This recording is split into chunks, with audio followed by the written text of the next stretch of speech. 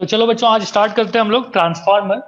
तो सबसे पहले आता है कि ट्रांसफार्मर हमने कभी देखा है जीवन में या नहीं देखा है, और देखा है तो कहाँ देखा है और इसका क्या काम है। तो बताइए, गलत लिख दिया क्या? Farmer, FOR, transformers. देखो ट्रांसफार्मर नाम सुन के ना मूवी का नाम आपको याद नहीं आना चाहिए कि ट्रांसफार्मर एक मूवी भी थी। देखिए ये बेसिकली एक डिवाइस है, ठीक है। क्या बात है सर, कितनी बड़ी बात बताया कि आपने, ये डिवाइस है। देखिए डिवाइस है जो क्या करता है, जो ट्रांसफॉर्म करता है। क्या ट्रांसफॉर्म करता है समझाते हैं। ट्रांसफॉर्म करता है वोल्टेज एंड करंट को। आपको याद होगा मैंने आपको बताया था कि एडिसन की जो कंपनी थी, ठीक है, एडिशन की जो कंपनी थी वो डीसी करंट बनाती थी। और डीसी करंट में क्या होता था, तो ये क्या करता है कि ट्रांसफॉर्म करता है। और मैं आपको बता रहा था कि एडिसन की जो कंपनी थी जो डीसी डीसी करंट बनाती थी, उसमें एक प्रॉब्लम था कि अगर आपको वोल्टेज चाहिए 5 वोल्ट का, तो एक पावर स्टेशन हमारे पास होगा, पावर स्टेशन होगा जो 5 वोल्ट का क्या करेगा, 5 वोल्ट का वोल्टेज जनरेट करके देगा। अगर आपको 6 वोल्ट का चाहिए तो हमको एक नया पावर स्टेशन चाहिए होगा, नया पावर स्टेशन चाहिए होगा। ठीक है, 7 वोल्ट का चाहिए, नया पावर स्टेशन चाहिए। ट्रांसफार्मर क्या करता है ना बेटा, कि एक बार हमारे इलेक्ट्रिक पोल पे जो भी आ गया, मान लीजिए 220 वोल्ट आ गया, और हमारा एक डिवाइस है, डिवाइस 1 मान लीजिए है, जिसको 5 वोल्ट चाहिए, तो बीच में हम ट्रांसफार्मर लगा देंगे। ट्रांसफार्मर लगा देंगे, ट्रांसफार्मर क्या करेगा, ट्रांसफॉर्म करके हमको 5 वोल्ट दे देगा। ठीक है, अगर आपको 10,000 वोल्ट चाहिए, 10,000 वोल्ट का इलेक्ट्रिसिटी आ रही है, आपके घर पे क्या आता है 220, तो कैसे, क्या करके इसको हम 220 में लाते हैं, तो ट्रांसफार्मर यूज करके। ट्रांसफॉर्मर। यही तो काम है मीटर बेटा। में ट्रांसफॉर्मर लगा रहता। हाँ हाँ हाँ, जब भी आपने देखा होगा रेलवे से अगर आप जाते हो तो बहुत सारे पोल रहते हैं बीच में, पोल के ऊपर एक इंस्ट्रक्शन लिखा हाँ। होता है बेटा कि 10,000 वोल्ट। कभी हाँ पढ़ा सर। है? आपने कभी सोचा हम्म। कि 10,000 वोल्ट कहाँ यूज होता है सर, ये 10,000 वोल्ट? हम तो अपने घर में दो सौ इंडस्ट्रीज बीस में तो होंगे। दो 220 का होता है ना, इंडस्ट्री में भी 10,000 का नहीं होता है। ठीक है, कहीं कहीं पे आप देखोगे 1 लाख वोल्ट का होता है। ठीक है, तो हम्म। एक 1 लाख वोल्ट का ये कहाँ यूज होता है, जवाब है कहीं नहीं। ये इसको हम ट्रांसफॉर्म कर करके बढ़ाते घटाते रहते हैं। तो हमारे पास दो टाइप के ट्रांसफॉर्मर होते हैं, एक होता है स्टेप अप, जो वोल्टेज को क्या करता है, बढ़ा देता है। एक होता है स्टेप डाउन, जो वोल्टेज को क्या कर देता है, कम कर देता है। ठीक है, तो जैसे हम यहाँ पे लाए, हम यहाँ पे स्टेप डाउन ट्रांसफॉर्मर लगा दिए, और ये क्या कर दिया, स्टेप डाउन वाला था, मतलब इसको कम कर दिया। तो यही काम है बेटा क्या, ट्रांसफॉर्मर का। ठीक है, अब है कि ये ट्रांसफॉर्मर कैसा होता है, कौन सा प्रिंसिपल पे काम करता है, क्या इसका सिद्धांत है, तो हम आपको इसके बारे में अब समझाते हैं। तो ट्रांसफॉर्मर में सबसे पहले प्रिंसिपल लिख लीजिए। सर मोबाइल के फ्लैश के थ्रू भी इलेक्ट्रिसिटी ट्रांसफर होती है क्या? बिल्कुल, मोबाइल के फ्लैश जब हम ऑन ऑन करते हैं तो डीसी करंट से, डीसी पावर सप्लाई यूज होता है। हम्म। ठीक है, तो हमारे पास है प्रिंसिपल, सिद्धांत क्या है, किस सिद्धांत पे ये काम करता है ट्रांसफॉर्मर, जवाब है म्यूचुअल इंडक्शन। म्यूचुअल इंडक्शन, आपको उम्मीद है कि आपको म्यूचुअल इंडक्शन याद होगा कि एक कॉइल में जो चेंज होता है करंट, उसकी वजह से दूसरे कॉइल में करंट प्रोड्यूस हो जाता है। क्या हो जाता है, प्रोड्यूस हो जाता है। तो देखो हमने क्या किया, इलेक्ट्रिक पोल से हमारे पास मान लो 10,000 वोल्ट का यहाँ पे आया, हम बीच में ट्रांसफार्मर लगाएंगे। ट्रांसफार्मर में क्या होगा, एक कॉइल रहेगा, इस कॉइल में क्या होगा, इस कॉइल में करंट चेंज होगा, क्योंकि आपको पता है एसी करंट का जो जो वैल्यू होती है, फ्रीक्वेंसी होती है। फ्रीक्वेंसी क्यों हम लोग बोले, हम लोग वोल्टेज ही बोल देते हैं सीधा, कि वोल्टेज क्या होगा, बार बार यहाँ पे चेंज होता रहेगा। इसमें चेंज होने की वजह से इसका जो नेबरिंग कॉइल होगा एक, जो इसके साथ कनेक्टेड नहीं होगा इलेक्ट्रिकली, समझ में आ रहा है, electrically they are hmm. Separated, तो इसमें क्या हो जाएगा, इसमें फ्लक्स लिंक होंगे, और फ्लक्स लिंक होकर क्या करेगा, यहाँ पे भी करंट क्या करेगा, प्रोड्यूस कर देगा। और करंट जो प्रोड्यूस होगा या वोल्टेज जो यहाँ पे इंड्यूस होगा, उस वोल्टेज की वैल्यू हम डिसाइड करेंगे कि हमको 10,000 से क्या चाहिए था, हमको 220 चाहिए था, हो सकता है हमको 110 चाहिए, हो सकता है हमको 50 वोल्ट चाहिए। तो ये हम डिसाइड करेंगे क्या क्या चेंज करना पड़ेगा, इसके बारे में हम बात करेंगे। बोलिए, बात समझ में आ गई? यहाँ पे आपने इनपुट दिया, यहाँ हाँ पे सर। आपको आउटपुट मिलेगा। थोड़ा बहुत क्लियर हो रहा है कि कैसे कैसे जा रहे हैं? हम्म। हाँ, तो यहां तक बात आई समझ में। अब हम इसी चीज को एक बढ़िया सा डायग्राम बना के आपको समझाते हैं। तो बढ़िया सा डायग्राम इस तरीके से लेंगे। ठीक है, क्या लग रहा है कि यहाँ पे बहुत सारे प्लेट हैं, ठीक है, और हम्म। कैसा टाइप का प्लेट है, ऐसा टाइप का, ऐसा। ऐसा टाइप का, ठीक है। इसके ऊपर एक के ऊपर एक के ऊपर रखते जा रहे हैं, और यहाँ पे हमने क्या कर दिया, हमने लाके ऐसा वायर लपेट दिया, और यहाँ पे भी हम वायर लपेटे हुए हैं, ठीक है। ऐसे ऐसे करके वायर लपेटा हुआ है। इधर हम दे रहे थे इनपुट, इधर हम दे रहे थे, इधर हमको मिल रहा था आउटपुट। देखिए इस इधर जितने नंबर ऑफ टर्न होंगे ना, इसको ये होता है प्राइमरी कॉइल, इसको हम क्या बोलते हैं, प्राइमरी कॉइल। इसको हम बोलते हैं secondary coil, secondary coil. Primary coil में जो नंबर ऑफ टर्न होंगे ना यहाँ पे, उसको हम बोलते हैं एनपी, और यहाँ पे हम बोलते हैं एनएस। एनपी और एनएस क्या है, number of turn in corresponding coils, ठीक है। तो प्राइमरी यहाँ पे लिख देता हूं मैं, प्राइमरी में क्या होगा, चेंजिंग करंट होगा, चेंजिंग करंट। क्यों, क्योंकि हम एसी ले रहे हैं, एसी में हमेशा करंट क्या होते रहता है, चेंज होते रहता है। क्यों चेंजिंग है, क्योंकि ये एसी है। अगली बात मैं बोलूंगा कि ये चेंजिंग करंट क्या करेगा, प्रोड्यूस करेगा मैग्नेटिक फील्ड, और ये जो मैग्नेटिक फील्ड है, changing magnetic field, changing magnetic field produce induce current, produce induce current, induce current in secondary coil, secondary. Similarly यहां पे भी देखिए क्या होगा। अच्छा ये जो चीज है ये है soft iron, soft iron core. अब बताऊंगा सॉफ्ट आयरन ही क्यों चाहिए, चलो बता ही दो यहाँ पे, क्योंकि ये फेरोमैग्नेटिक मटेरियल होता है, फेरोमैग्नेटिक मटेरियल। और क्या है, तो बोलते हैं कि ये क्या करता है ferromagnetic material, it attract magnetic field lines. समझ रहे हो, मैं बोल रहा था यहाँ पे कि उड़ उड़ के जाएगा यहाँ पे फ्लक्स, सही है। तो मैग्नेटिक फ्लक्स उड़ उड़ के तो जाएगा, लेकिन अगर उसको एक बढ़िया रास्ता दे दोगे तो मैग्नेटिक फ्लक्स का क्या होगा, लॉस नहीं होगा। तो बढ़िया रास्ता क्या है, तो ऐसे करके फ्लक्स जाएगा, देखो ऐसे करके। क्यों, क्योंकि ये जो मटेरियल होता है ना, फेरोमैग्नेटिक मटेरियल, ये मैग्नेटिक फील्ड लाइंस को ना अट्रैक्ट करता है, बोलता है अपने थ्रू लेके जाएंगे। यहाँ से उड़ के जाना चाहता था ऐसे, तो बोलता है नहीं नहीं, ये काम करो तुम ऐसे जाओ, ऐसे। अब उड़ के जाने में क्या होता था, फ्लक्स का लॉस हो सकता है, एनर्जी का लॉस हो सकता है। हम बोले एनर्जी का लॉस ना हो उसके लिए क्या करेंगे, हम सॉफ्ट आयरन कोर यूज करेंगे। सॉफ्ट आयरन कोर क्यों यूज करेंगे, क्योंकि ये मैग्नेटिक फेरोमैग्नेटिक मटेरियल है। आप बोलोगे कि फेरोमैग्नेटिक मटेरियल से क्या होगा, हम बोलेंगे भैया ये क्या करता है, तो मैग्नेटिक फील्ड लाइन को अपनी तरफ अट्रैक्ट करता है, अपने थ्रू होके जाने देता है, बोलता है इधर से जाओ। बात समझ में आ गई सर? और फिर क्या होता है, करंट चेंज हो रहा है तो फिर उससे उसी वजह से मैग्नेटिक फील्ड भी चेंज होती होंगी। मैग्नेटिक फील्ड चेंज होगा, मैग्नेटिक फील्ड की वजह से यहाँ पे इंड्यूस होगा करंट, यहाँ पे इसलिए हाँ क्या बोल रहा है, लेने की जरूरत भी नहीं होंगी सर वो उसको, दूसरे इसको। हाँ हमको कुछ करने की जरूरत नहीं है, ये अपने आप यहाँ पे चेंज हो रहा है, यहाँ पे अपने आप क्या हो रहा है, यहाँ पे इंड्यूस होते जा रहा है, ठीक है। यहाँ पे लिख देता हूँ इन बातों को, हम लिखते हुए भी चलेंगे क्योंकि आपको लिखना भी चाहिए। हम बोलेंगे the flux associated to the secondary coil, to secondary coil changes due to this current in secondary coil produce। तो क्या होगा, यहाँ पे प्रोड्यूस हो जाएगा। समझ रहे हो, हम डायरेक्ट यहाँ से यहाँ सब भेज नहीं दिए तार लगा के, हम बोले कि उड़ा उड़ा के ले जाएंगे, मतलब फ्लक्स के थ्रू वहां पे करंट लाएंगे। अब फ्लक्स को अगर हम कंट्रोल कर लें तो वहां पे करंट भी कंट्रोल हो जाएगा कि नहीं हो जाएगा। अब हम क्या कर रहे हैं, हम बोलेंगे कि फाई इज हो जाएगा, हाँ फाई इज द, ठीक है, क्या लिखना चाहता हूं मैं, phi is the flux linked with one turn.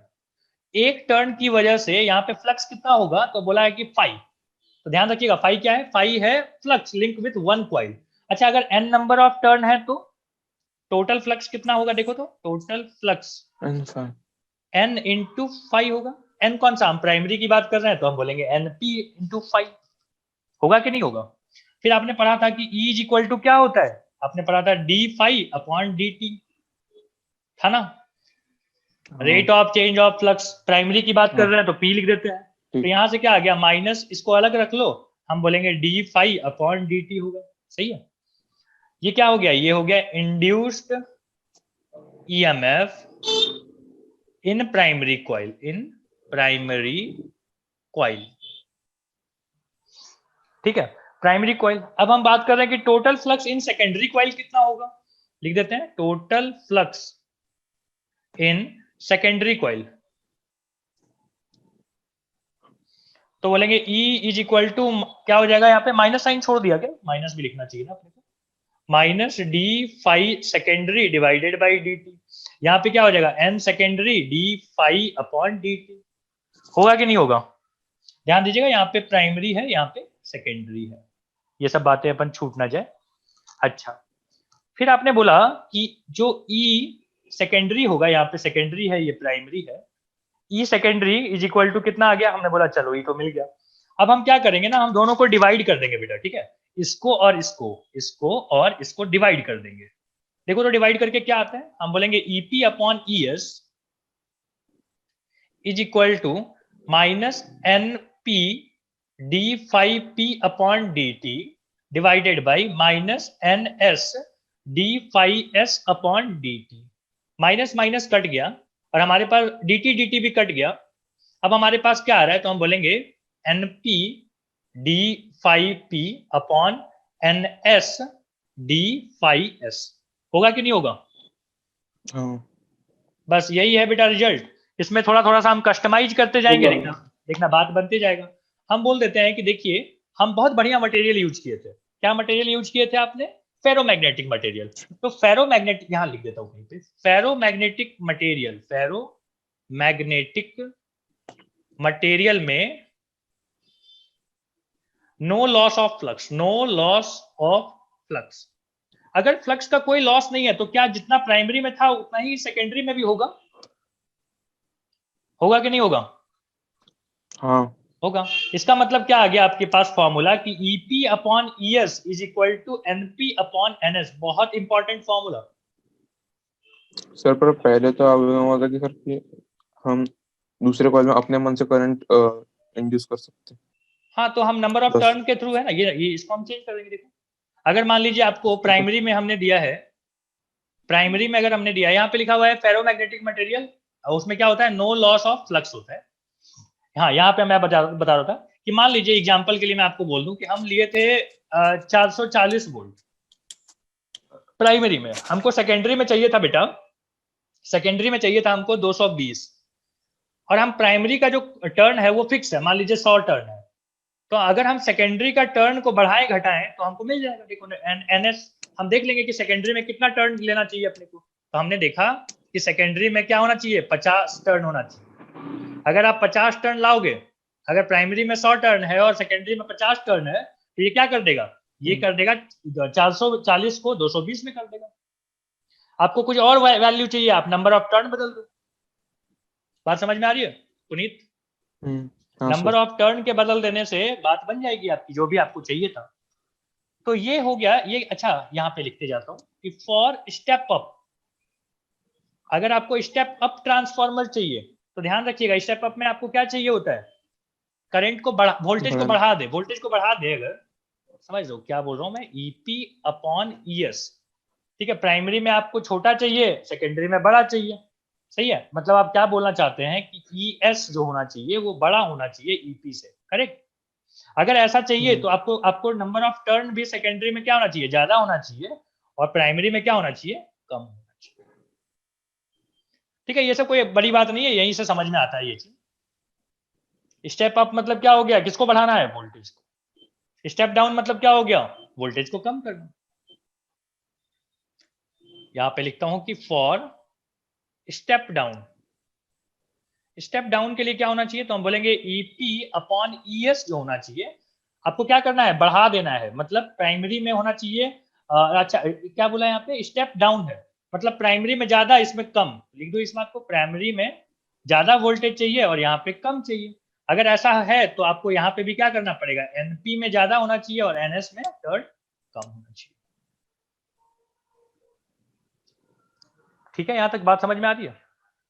अब हम बात करना चाहते हैं फॉर 100% एफिशिएंट ट्रांसफॉर्मर होता नहीं है, लेकिन हम इसके बारे में जानना चाहते हैं। अगर ये 100% एफिशिएंट है तो इसको हम आइडियल बोलते हैं, आइडियल ट्रांसफॉर्मर। और हम जो बात अभी कर रहे हैं ना, वो आइडियल की ही बात कर रहे हैं।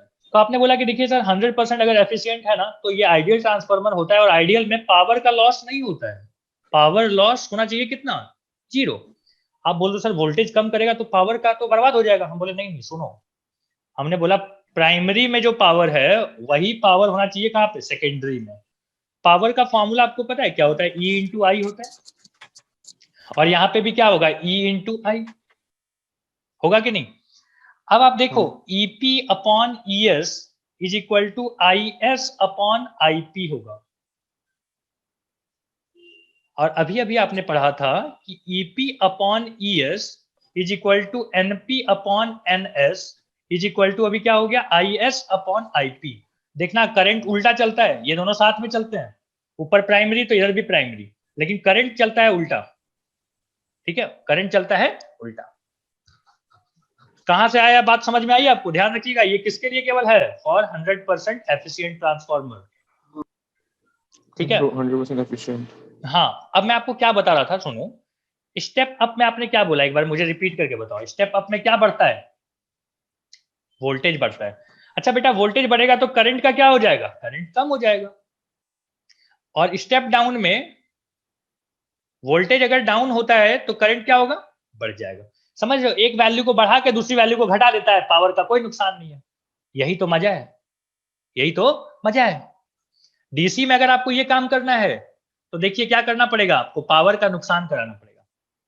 डीसी में बेटा अगर आपको 100 वोल्ट का 100 वोल्ट देंगे और आपको चाहिए रिक्वायरमेंट की 5 की, तो आप बोलोगे कि 95 जो है वोल्टेज, 95 वोल्टेज से जो पावर होगा उसको बर्बाद करना पड़ेगा आपको।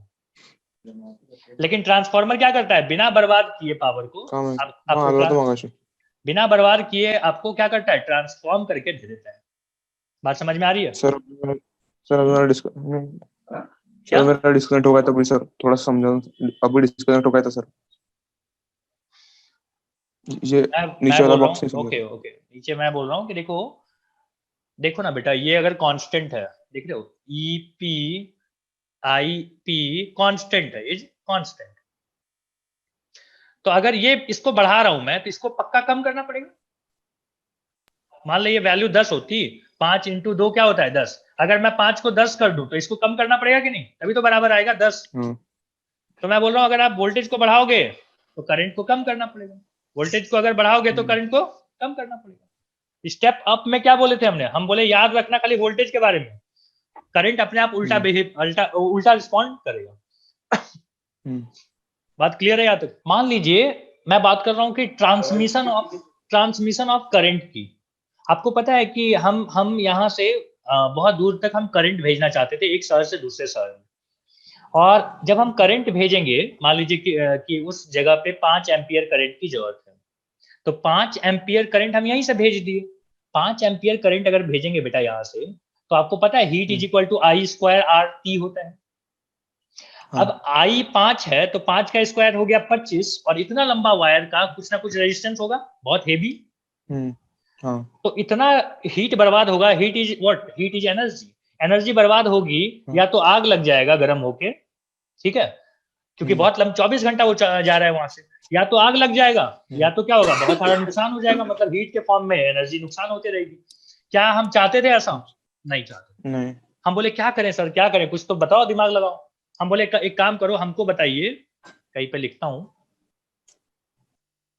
हम बोले कि देखो तुमको 5 एम्पियर चाहिए करंट, तो हमने बोला हाँ सर 5 एम्पियर तो चाहिए। हम बोले वोल्टेज कितना दे रहे हो? हम बोले 2 वोल्ट। तो मतलब पावर कितना है? तो हम बोलेंगे 10 वाट। 10 वाट पावर। हम बोले देखो पावर तुमको उतना ही मिलेगा यहाँ पे। तो हम बोले काम करो कि करंट को 0.0005 लगा दो। तो आपने बोला वोल्टेज कैसे आएगा ये चीज? तो आपने बोला ट्रांसफार्मर से। ट्रांसफार्मर क्या करेगा? 2 वोल्ट को पहले देखो यहाँ पे पावर क्या, 2 इंटू 5, यहाँ पे क्या है? 0.0005 इंटू वोल्टेज कितना हो जाएगा हमको नहीं पता।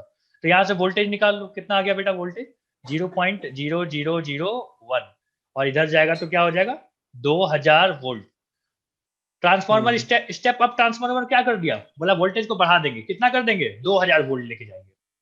2 वोल्ट था हमको, हम बोले नहीं पहले बढ़ा दो उसको 2000 वोल्ट कर दो, 2000 वोल्ट कर देंगे तो करंट कितना आ गया इतना। अब सोचो पहले जो भी आपका लॉस हो रहा था, मान लीजिए वायर का रेजिस्टेंस 100 ओम था, मान लो 100 ओम था, पहले पावर का नुकसान कितना था, तो हम बोलेंगे आई स्क्वायर मतलब 25 इंटू 100, मतलब 2500 वाट का 2500 वाट, ठीक है। टाइम मान लो ले लिया हमने 10 घंटा, तो हम क्या बोलेंगे कि 20,000 जूल का एनर्जी खर्च हो रहा था, या वाट आर बोल देना, वाट आर खर्च हो रहा था, कितना 2000। अब देखो अब कितना हो रहा है, तो हम बोलेंगे आई सर 0.00 इतना है, इसका स्क्वायर कर दीजिए, और ये कितना है 100, बता कितना आएगा 25 इंटू 4 10 पे पावर -8 इंटू 100, कितना आ जाएगा 25 इंटू 10 पे पावर -6। बताइए कौन किस में पावर कम खर्चा हुआ है, एक जगह 20,000, एक जगह 0.000025, समझ रहे हो कितना कम पावर खर्चा हुआ, होता कितना 20,000, हो कितना रहा है नेग्लिजिबल। बात समझ में आई ट्रांसफार्मर का क्या काम है। हमने यहाँ पे ट्रांसफार्मर लिया था 220 वोल्ट का, हमने पावर सप्लाई दिया था ट्रांसफार्मर को जो कि प्राइमरी साइड में है, और करंट हमने दिया हुआ था 10 एम्पियर का। Number of turn in primary जो है वो 100 है, number of turn in secondary 200 है, आउटपुट में आपको चाहिए वोल्टेज और करंट। रिलेशन आपको पता है, एक ही रिलेशन है कि Vp upon Vs is equal to, V मतलब है voltage upon voltage in primary upon voltage in secondary is equal to number of turn in primary divided by number of turn in secondary is equal to current, उल्टा चलता है बस। बाकी चीजें आप लिख दीजिए, वैल्यू वहां से कैलकुलेट कर लीजिए, कितना आ गया IS आपका आया होगा 5 एम्पियर, और VS आपका आया होगा 440 वोल्ट। हाँ सर। ठीक है, तो ये दोनों बातें थी। आइए अब आपको अगली बात सिखाता हूँ। ये तो आइडियल ट्रांसफार्मर की कहानी थी, हम आपको अब सिखाने वाले हैं प्रैक्टिकल ट्रांसफार्मर। तो यहां हेडिंग लिख लीजिए प्रैक्टिकल ट्रांसफार्मर।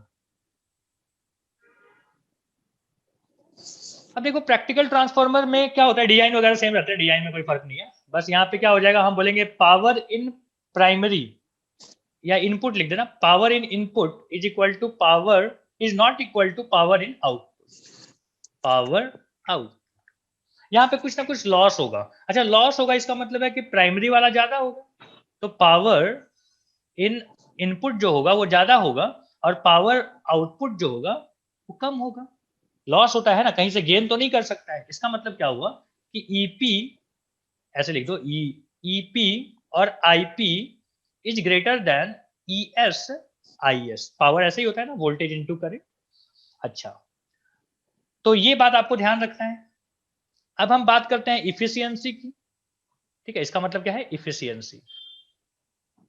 इफिशियंसी की अगर बात की जाए तो हम बोलेंगे power output divided by power input into 100, जितना आपको आउटपुट मिला डिवाइडेड बाय जितना आपने इनपुट दिया था इनटू करंट, ये हो गया इफिशियंसी।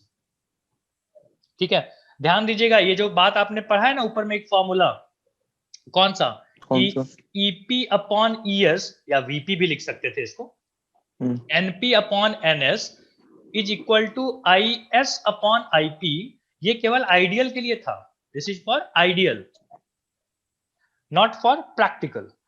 ठीक है, तो आइडियल ट्रांसफार्मर के लिए ये सब नियम थे, गलती से भी मत लगा देना कि अगर आपको प्रैक्टिकल बोला है तो।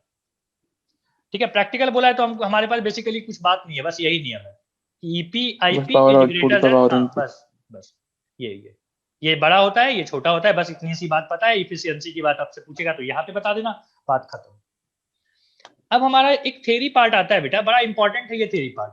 बोलता है कि हमको अब खाली चर्चा करनी है, किस किस बातों की चर्चा करनी है। तो पहले है कि energy loss in transformer, energy losses in transformer, कहाँ पे लॉस होता है, हम इसके बारे में बात करेंगे। इससे बहुत सवाल पूछे जाते हैं बोर्ड लेवल। सबसे पहला बात है कि देखो आपने क्या किया, आपने इतना मोटा सा एक कोड लिया था, तो हमने बोला कि देखो यहाँ पे फ्लक्स लीकेज हो सकता है। पहला फ्लक्स लीकेज,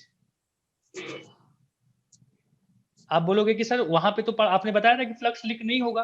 अरे भाई हम आइडियल सिनेरियो ले रहे थे, प्रैक्टिकली कुछ ना कुछ लॉस होगा, तो यहाँ पे फ्लक्स लीकेज हो सकता है, जिसके लिए हम क्या किए थे, इसको मिनिमाइज कैसे करेंगे, हम बोलेंगे can be minimise by using soft iron core. मैं आपको बोल रहा हूँ कि देखिए आपका मन करता होगा कि सर कोई दूसरा चीज ले लो, सॉफ्ट आयरन नहीं मिल रहा है, कॉपर ले लेंगे सर। हम बोले कॉपर भी ले सकते थे, कोई दिक्कत नहीं था, लेकिन कॉपर जो है ना उसमें आपको फ्लक्स लीकेज ज्यादा दिखाई देगा। तो बोले कोई बढ़िया चीज बताइए जिसमें कम लीकेज हो, तो हम बोले सॉफ्ट आयरन कोर लीजिए, वहां पे आपका फ्लक्स का लीकेज कम हो जाएगा, मिनिमाइज हो जाएगा। तो पहली बात आपको समझ में आ गई कि फ्लक्स का लीकेज होता है, मिनिमाइज कैसे करेंगे, सॉफ्ट आयरन कोर यूज करेंगे। दूसरी बात है कि रेजिस्टेंस ऑफ द वाइंडिंग,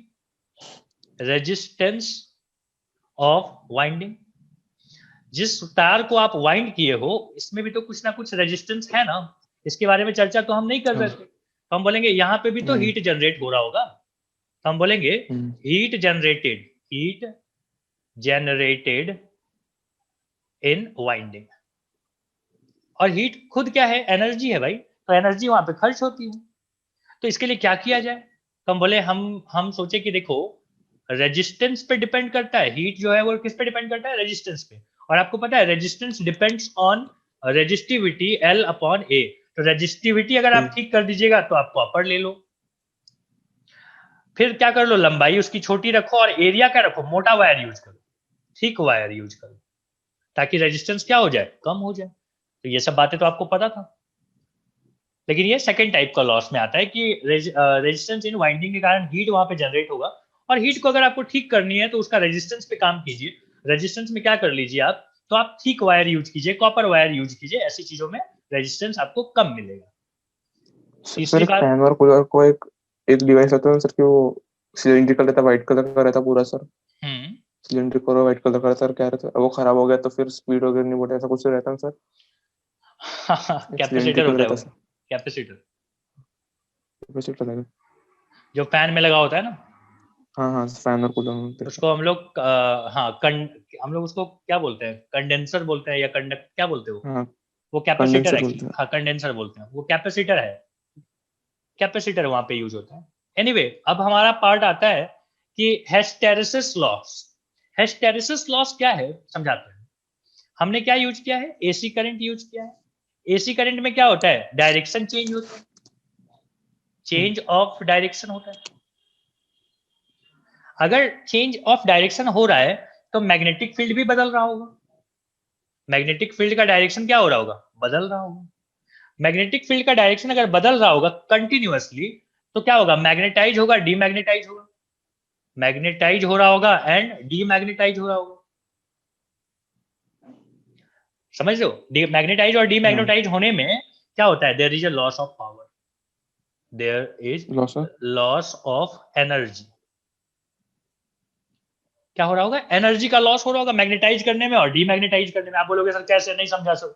अरे आपको पता है कि एनर्जी मैग्नेटिक एनर्जी भी होती है, मैग्नेटिक फील्ड होता है, मैग्नेटिक एनर्जी होती है, पढ़ा है कि नहीं पढ़ा है,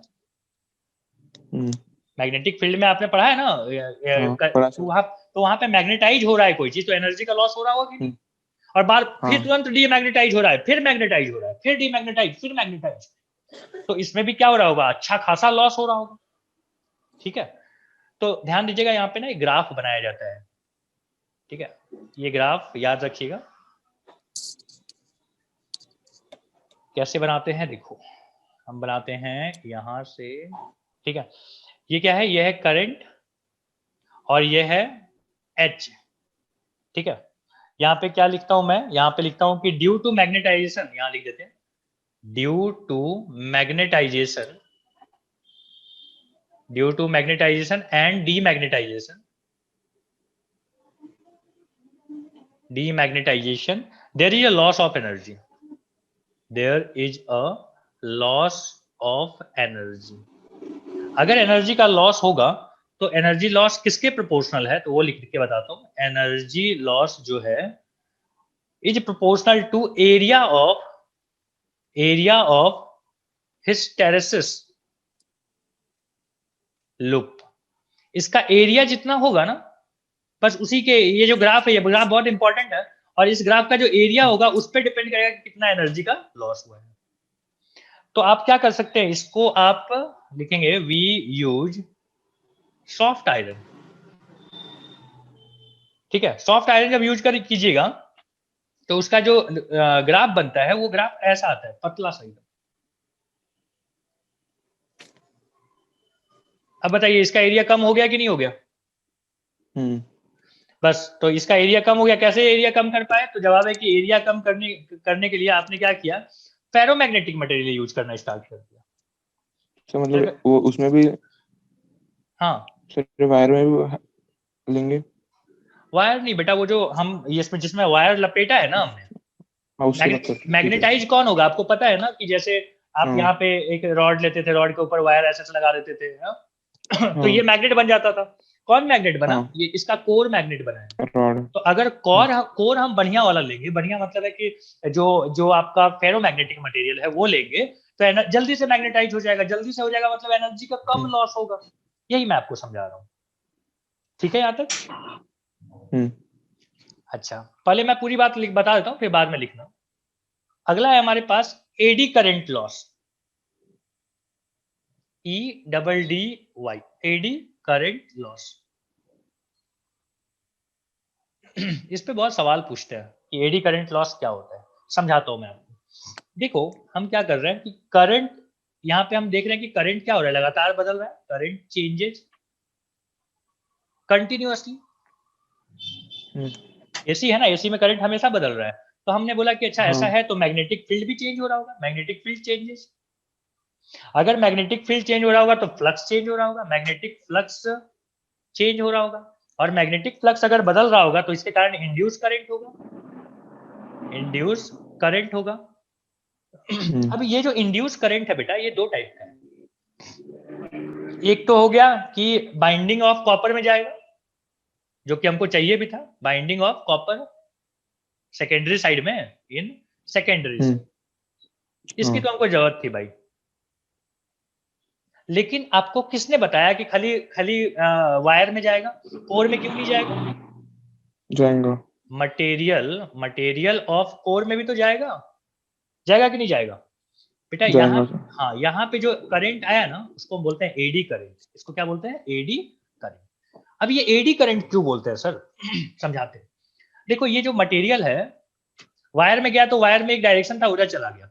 लेकिन अगर इस मटेरियल, इतना बड़ा मान लीजिए प्लेट था, तो करंट जाएगा तो किधर जाए? तो गोल गोल घूमना स्टार्ट कर देगा। कहाँ पे? वहीं पे।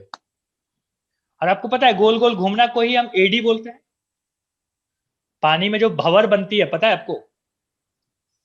हाँ। पानी में जो भंवर बनता है उसी को बोलते हैं ना एडी।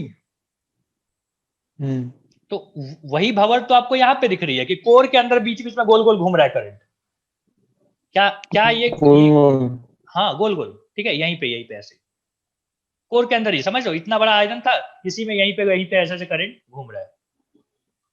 कोई डायरेक्शन नहीं है, अलग कहीं जाना नहीं है इसको कि इधर से इधर चलेगा, नहीं, वहीं पे घूम रहा है। हम बोलेंगे इससे क्या हुआ? अच्छा ये 3D में चल रहा है, ऐसा नहीं कि खाली गोल गोल ऊपर से दिख रहा है आपको, ये 3D में चल रहा है, करंट इन 3D। अब देखो तो यहाँ पे हाँ 3D मतलब बेटा इतना मोटा सा डायग्राम जैसा। हाँ सर समझ गया सर, सॉलिड स्टेट में जैसा गोल गोल बना है, बिल्कुल बिल्कुल। तो इसको ऐसे भी बना देना, ऐसे। अब समझ में आ रहा है? गोल गोल भी घूम रहा होगा 3D में। हाँ, तो हम बोले कि ऐसा घूम रहा है, चलो भाई तो क्या होगा? बोला क्या दिक्कत है सर इससे? हम बोले दिक्कत कुछ नहीं है बेटा, दिक्कत है कि हीट जनरेट होगी। हीट जनरेट होगा, करंट जहां भी है, रेजिस्टेंस है तो हीट जनरेट होगा, और हीट के फॉर्म में क्या होगा? एनर्जी का लॉस। हम बोले अच्छा, इस बात पे तो ध्यान नहीं गया था अपना। तो बोले कैसे करें इसको? तो हम बोले एक काम करो, इसका पाथ को तोड़ दो। आपने याद है, आपने वहां पर दिखाऊं डायग्राम आपको? हमने क्या बोला था आपको कि हम ये क्यों बना रहे हैं? सीधा सीधा एक मोटा सा रॉड क्यों नहीं ले लिए जो ऐसा प्लेट लगाए थे? समझ लो, ये प्लेट आपने क्या किया था, एक प्लेट के ऊपर एक प्लेट लगा दिया था, ऐसे वाला, ऐसे करके।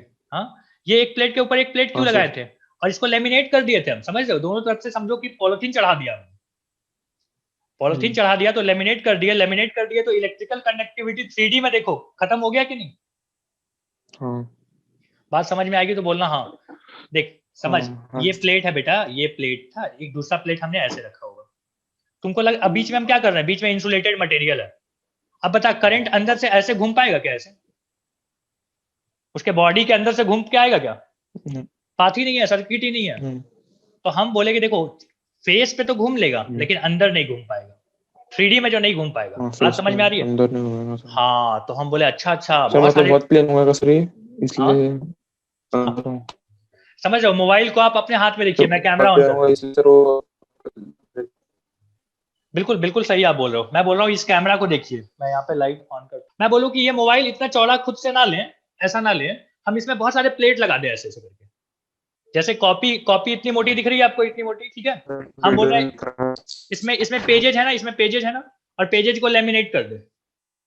बात समझ में आ रही है? ठीक है, यहाँ तक बात समझ में आ गई कि हमने क्या कर दिया, यहाँ पे एनर्जी का लॉस हो रहा था, और इसी चीज को हम बोलते हैं एडी करंट। बेटा एडी करंट के बारे में मैंने आपको समझा दिया कि एडी करंट क्या होता है।